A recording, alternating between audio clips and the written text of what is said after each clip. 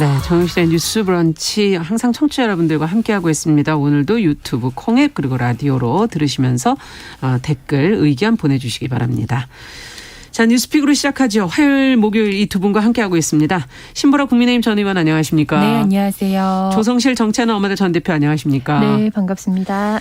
자, 오늘 첫 번째 뉴스는 지난 15일에 발생한 인하대생 사망 사건. 지금 많은 분들이 아마 보도가 계속 이어졌었기 때문에 내용을 좀 알고는 계실 것 같은데요. 어제 이제 학교 측이 보안 강화, 2차 가해 방지책 이런 걸 논의했다고 하는데 어떤 방안들이 거론이 됐는지 좀 그 내용을 좀 들여다보도록 하죠. 조 대표님. 네, 지난 7월 15일 인하대에서 발생한 동급생 간 성폭행 사망 사건으로 인해서 국민적 공분과 안타까움을 좀 계속되고 있는 상황인데요. 우선 현재 상황에서 가장 큰 문제가 되고 있는 것 중에 하나는 온라인상에서 계속되고 있는 2차 가해 부분입니다.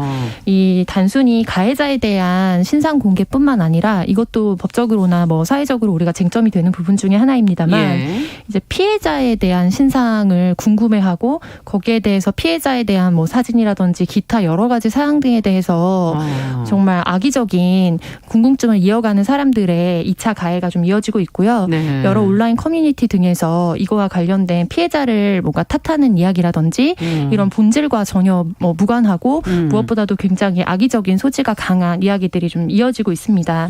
그래서 이런 것에 대한 우려 때문에 현장에서 이어졌던 추모 공간도 이제 폐쇄하기로 결정을 한 상황이고요. 그래요? 여기에서 가해자로 지목되고 있는 이제 피의자 같은 경우에는 영장 실질 심사 끝에 중강간 치사 혐의로 이제 구속 수감 후에 법정에 재판을 받게 될 것으로 보입니다. 네. 또 여기서 이제 두 번째로 좀 주목할 것은 현재는 중강간 치사 즉 이제 몸을 가누기 어렵거나 현저하게 의식이나 이런 부분이 떨어진 상태에서 강간을 하고 그것이 사망으로 이르렀을 때의 법적 혐의를 지금 적용을 했거든요. 근데 이 경우에는 10년 이상의 유기징역과 무기징역이 가능합니다. 근데 다만 이것이 만약에 고의적으로 동급생을 밀어서 살인에 이른 것이다라는 것이 고의가 입증이 된다면 강간 살인으로 관련된 법조문이 바뀌게 되는 거거든요. 적용 조문이. 그러면 양형도 더 높겠군요. 네, 이랬을 때는 최저의 양형이 무기징역 그리고 살인 이 둘 중에 하나밖에 이제 해당이 안 되기 때문에 이 경우에는 강간 살인이 적용될 것이냐 적용돼야 한다라는 여론이 크게 일고 있는 상황이고요. 네. 학내에서는 관련해서 이제 치안이나 이런 부분에 대한 보강을 하겠다고 발표를 했고 또 교육부에서도 이와 유사하게 여러 대학 안전관리 계획을 마련하기로 했다라고 밝혀졌지만 이것이 실질적으로 얼마만큼의 좀 보완 대책이 될 것이냐에 대해서는 또 갑론을박이 이어질 것 같습니다. 네, 문제가 터졌을 때 그걸 잘 좀 대책을 마련하는 것도 굉장히 중요할 것 같은데요. 어쨌든 이 사건의 성격을 어떻게 규정하느냐에 따라서 이 재발 방지 책의 방향성도 좀 달라지지 않을까 싶기도 하고 무엇이 가장 이 범죄를 보시면서 중요하다고 느끼시는지 두 분께 말씀을 좀 들어보도록 하죠. 신보라 의원께서 어떻게 보십니까? 네, 우선 이번 사건 정말 뉴스에서 보시겠지만 그 가해자 성범죄가 굉장히 경악할 만한 수준이라고 보고요. 이 사건의 어떤 성격이나 이런 문제들을 분석하는 기사들도 계속 나오고 있기는 한데 마치 축제나 동아리 모임 등의 술자리가 늘어나서 그렇다는 시간 근본적 접근이 좀 되기는 좀 어렵다고 봅니다. 그러니까 술에 의한 탈선이다. 네. 이렇게만 봐서는 이 사건에 대한 어떤 전반적이나 근본적인 이해는 아니라고 보고요. 가해자의 성인지 문제 기본적으로 있을 것 같고 그다음에 캠퍼스가 가해자로부터 은밀한 공간으로 인식되는 문제 그리고 캠퍼스 자체가 우범 지역으로 기능하고 있는 문제 저는 이 문제를 좀 깊이 들여다봐야 된다고 생각을 합니다. 네. 특히 이번에 일어난 성폭력 사망 사고와 관련해서 실제 그 캠퍼스 안에서도 경비 숫자를 좀 줄이면서 이걸 인력 경비가 아니라 출동 경비로 전환을 하면서 인력을 35명에서 15명으로 줄였다고 해요. 3분의 1로 줄였네요. 네. 그리고 그러다 보니까 아마도 원래는 24시간 출입이 아니었을 것 같은데 24시간 누구나 그냥 카드만 소지하고 있으면 출입을 할 수 있도록 이제 되어 있었던 상황이기 때문에 그 자체가 경비의 허술함을 자초할 수밖에 없었던 상황이고요. 그래서 CCTV를 늘렸다고는 하는데 이번 모든 사건 곳에 같은 다 있는 게 경우는 아니니까요. 그렇죠. 예. 왜냐하면 이번 사건이 일어난 건물도 5층 단과대 건물이라고 하는데 그 실제 어떻게 보면 피해 현장에 대해서는 카메라가 찍히지 않아서 이제 그 현장에 대한 정확한 그렇죠. 이제 사건 이해도 또 힘들었던 상황입니다.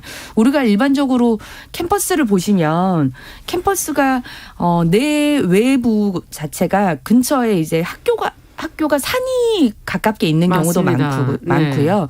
캠퍼스 안에도 녹지나 외진 공간들이 꽤 많아요. 그렇죠. 그래서 이런 부분들이 일정 정도 우범지 역할을 초래할 수밖에 없는 상황이기 때문에 보안 강화를 굉장히 필수적으로 해야 되는데 그런 부분들에 대한 준비나 이런 게 좀 잘 되어 있지 않다. 그리고 캠퍼스 내에 성범죄도 굉장히 우려할 만한 상황입니다. 한국 성폭력 상담소 조사 결과에 따르면 성폭력 범죄가 가장 많이 발생하는 곳이 직장인데 학교와 학원도 3위에 올라와 있고요. 캠퍼스 성범죄 318건을 분석했더니 유흥 공간 다음으로 학교가 많았다고 합니다. 이제 그만큼 캠퍼스 자체 이제 성범죄도 계속 늘 우려할 만한 상황으로 증가되어 왔고 이런 사망 사건 같은 경우는 굉장히 심각한 수준이지만 또 몰카 사건 같은 경우도 정말 많이 발생하는 곳이 학교거든요. 그래서 이런 부분에 대한 어떤 우범화를 막기 위한 인프라 구축을 하는 것 그리고 성범죄에 대한 어떤 강력한 처벌이나 경각심을 구축하는 것 그런 부분들이 근본적 해결을 위해서 굉장히 중요한 문제가 아닐까라고 생각을 합니다. 어떻게 보십니까? 조 대표님께서는. 이 사안이 좀 여러 가지 의제가 섞여서 바라봐야 하는 사안이라고 보는데요. 첫 번째로는 학교가 더 이상 안전한 공간이 아니라는 것에 대한 공공연한 확인 사건이 된 것이죠. 그 부분이 안타깝고 이제 앞서서 언급해 주셨던 그 경비 노동자의 여러 가지 체계들이 바뀌면서 당일에 현장에 있는 경비원이 4명뿐이었는데 이제 CCTV가 총 765대가 돌아갔습니다. 근데 그중에 노동자 1명이 이제 한 60대 정도를 모니터링해야 되는 상황이기 때문에 사실상 이거는 사고가 발생했을 때 사후적인 부분에서 일정 부분 도움을 받을 수는 있겠지만 이번처럼 사각지대에서 발생했을 때는 도움조차 받을 수 없습니다. 근데 다만 사전 예방은 사실상 거의 되지 않는 상황이라는 게 좀 문제겠고 그런 부분에서 교육부에서 내놓은 대책도 뭐 의미가 완전 없다고 할 수는 없겠습니다. 향후에 어떤 상황에서 좀 예방적인 학교에서 언제든지 누가 계속해서 순찰을 다닐 수 있다라는 거를 주는 것만으로도 우범지대로서의 어떤 기능은 좀 떨어지기 때문에요. 다만 저는 이 사건의 가장 본질적인 문제는 과연 그거라고 볼 수 있냐 그렇게 동의하진 않고요.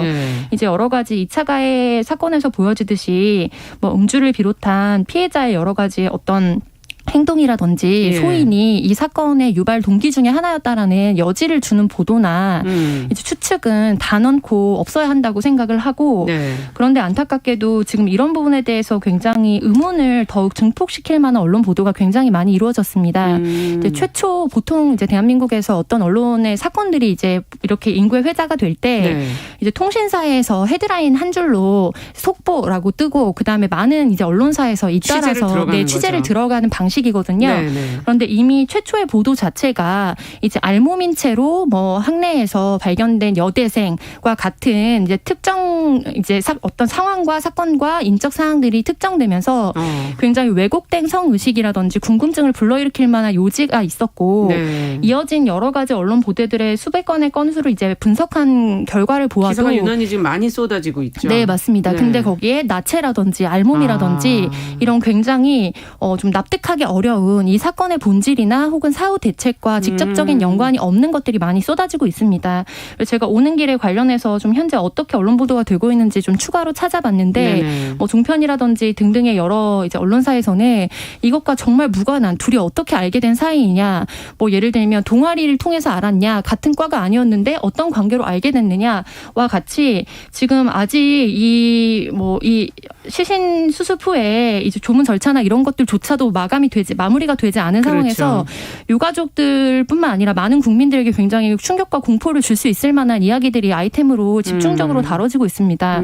그래서 이 부분은 저는 정말로 납득할 수 없고 이것과 관련해서는 법적이거나 보도 준칙이나 이런 것들을 통해서 엄격하게 단호하게 이제 대처가 돼야 되는 부분이라고 생각합니다. 그래서 온라인에서 좀 주목을 받았던 한겨레 보도와 같은 경우에는 이제 이런 뭐 선정적인 단어가 없는 채로 이제 보도가 되어서 굉장히 좀 극찬을 받았습니다. 근데 이제 그 그 보도국에서 발표했던 바와 같이 이거는 극찬을 받을 만한 사항이 아니라 이제 2022년도 대한민국의 그렇죠. 언론 수준이 당연히 맞춰가야 되는 최저선이라고 생각을 하고요. 그리고 이것과 같은 경우에도 한겨레 내에 이제 젠더 관련된 이제 검수를 거치는 과정 체계가 있거든요. 부서가 있어요. 네, 그래서 그 과정에서 필터링이 되었기 때문에 나온 보도인 것으로 알고 있습니다. 그래서 우리가 통신사의 보도는 최초 보도이기 때문에 영향력과 파급력이 굉장히 커서 그 부분에 대해서 특별히 유의를 해야 하고 그렇죠. 향후에 그거를 받아서 추가 취재를 하게 하더라도. 되는 여러 언론사 등에서도 최종적으로 나가게 되는 헤드라인이나 이런 부분이 본질적으로 우리 사회를 건설적이고 사고를 예방할 수 있는 방향으로 만들 수 있는데 주안점을 둬야 한다는 점을 말씀드리고 싶고요. 네. 그리고 마지막으로는 이 사안의 가장 근본적인 거는 성폭력 이제 사건이잖아요. 그렇죠. 그런데 첫 번째로 우리 정부가 이제 계속해서 특별히 지난 대선 정국에서 있었던 여성가족부 폐지뿐만 아니라 여성들에게 가해지고 있는 뭐 데이트 폭력이라든지 성폭력이라든지 여성에게 안전한 국가가 없다라는 이제 슬로건이나 이런 방향성이 동의할 수 없다라는 정치인들이 굉장히 많았습니다. 그것은 교통사고와 같이 개인의 문제일 뿐인데 과연 그것을 어떻게 우리 모두의 책임이라고 할 수 있느냐라는 이제 공당 대변인의 답변이 이번에 박지원 위원장의 이제 그 발표에 이어서 바로 또 국민의힘에서 연달아 나왔고요.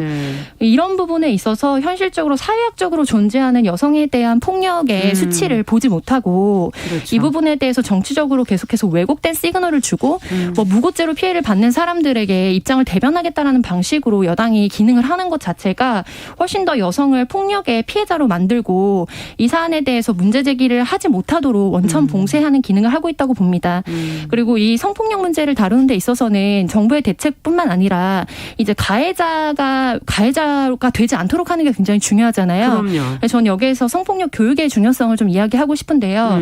이게 영유아 시기부터 사실은 젠더 교육, 그러니까 젠더 성평등 교육과 그다음에 성폭력 예방 교육이 굉장히 잘 이루어져야 된다고 생각합니다. 그런데 요즘에 형식적으로 좀 돼 있어서요. 네. 제가 보면은 맞습니다. 그래서 그런 부분에 대한 실질화도 필요하고 엠번방 사건이나 이런 여러 가지 사건들에서 봤을 때 좀 경악을 금치 못할 만한 예를 들면 뭐 가장 충격적인 것 중에 하나는 자기 엄마의 몸을 몰카를 찍어서 엠번방 같은 게 유통을 한다든지 이런 학생들도 적발이 됐었거든요. 네.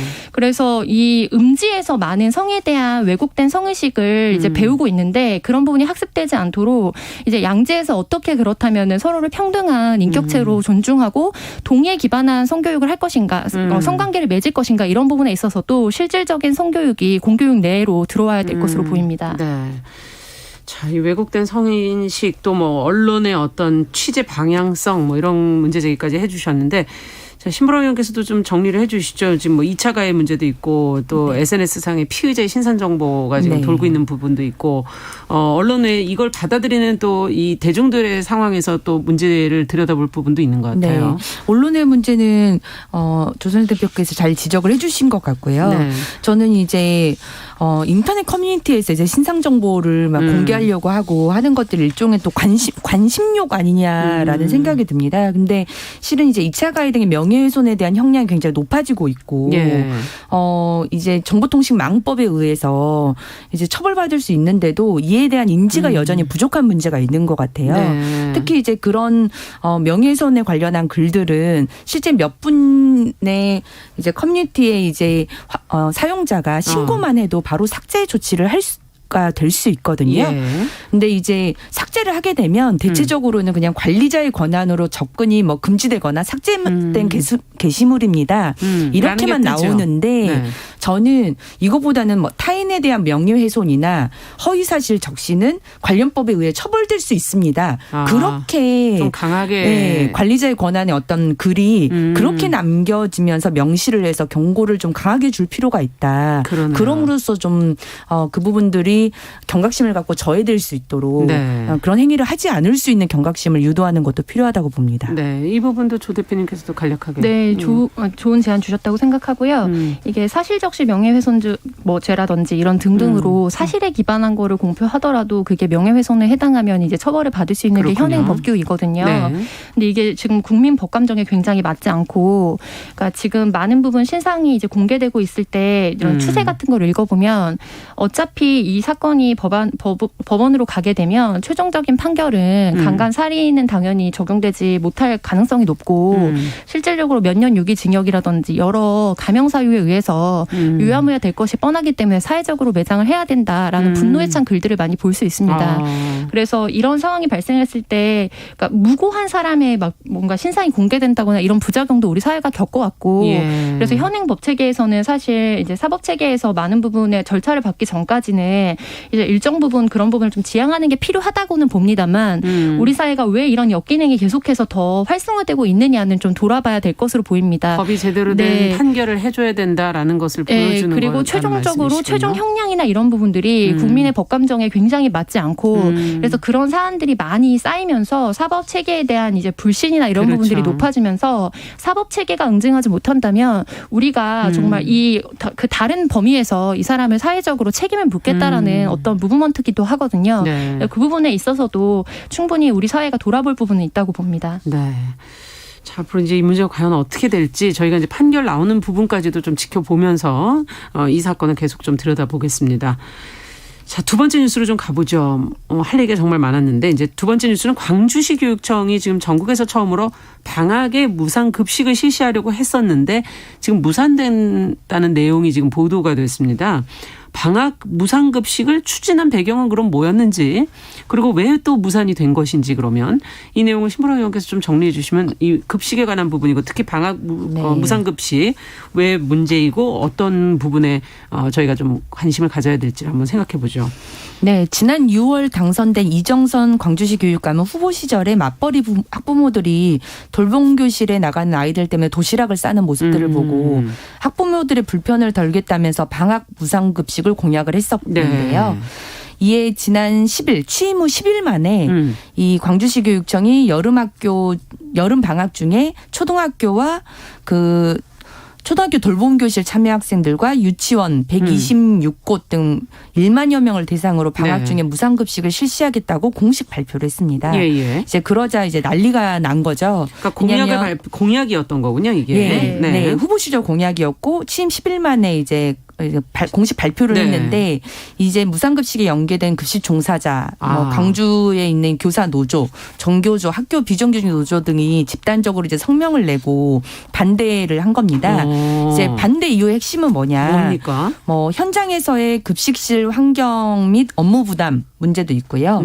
코로나 및 식중독의 우려 등도 있었지만 가장 핵심적인 것은 급식 관련 종사자 및 학교와의 소통 부재 문제가 가장 컸습니다. 학교 비정규직 노조는 노동조합과 어떤 동의도 없이 졸속적 추진으로 급식 노동자뿐만 아니라 돌봄 전담사, 유치원 방과 후 강사까지 업무가 전가되는 양상을 계속 만들었다. 강도 높은 노동과 열악한 근무 조건에 있는 급식 노동자들의 일방적 희생을 강요하는 것이다. 라고 지적을 했습니다. 결국 논란이 계속되자 시교육청은 시범사업격으로 직영급식을 신청한 학교에만 무상급식을 하기로 결정을 했는데요. 그 신청 학교는 초등학교 1곳 그리고 유치원 10곳이라고 해요.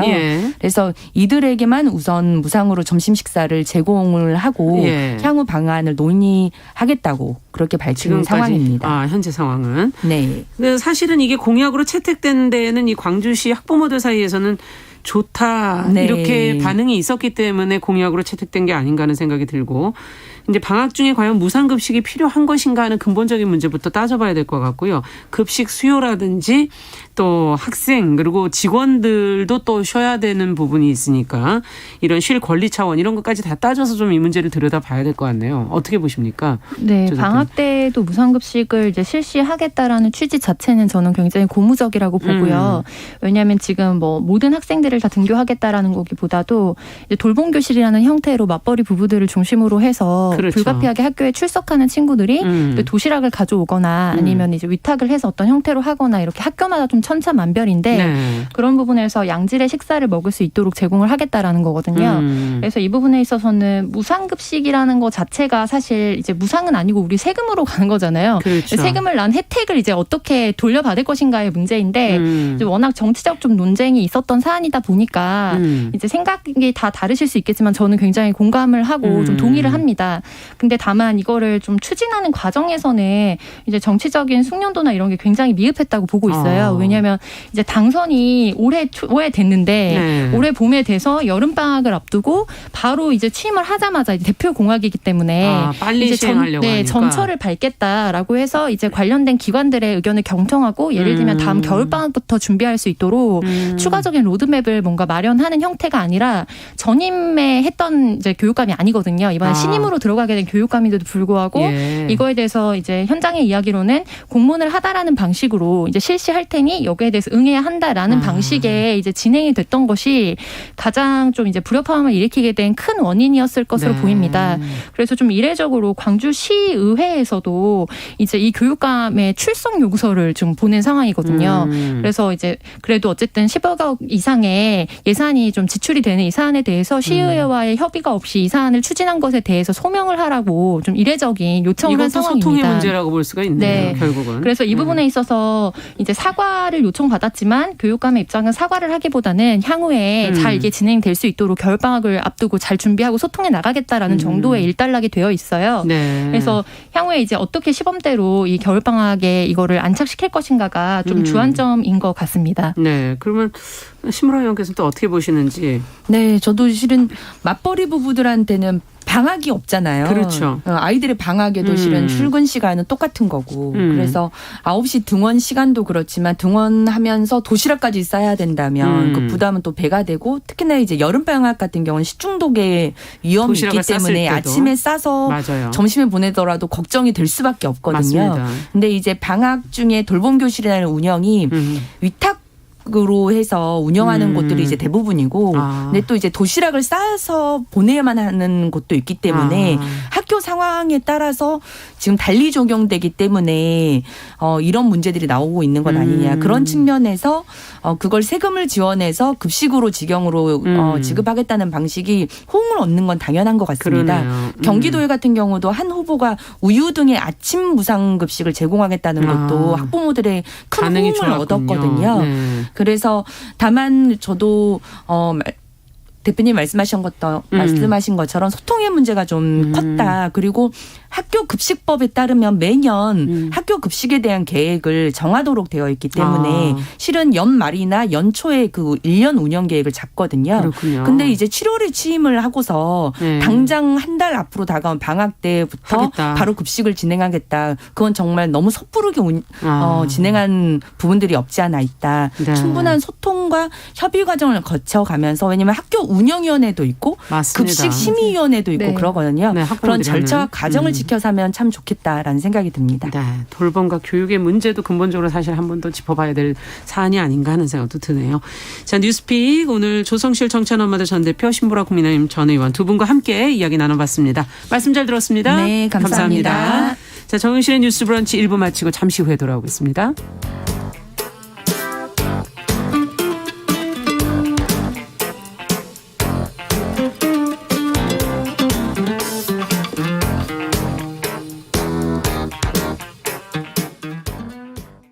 지금 시각은 11시 30분입니다. KBS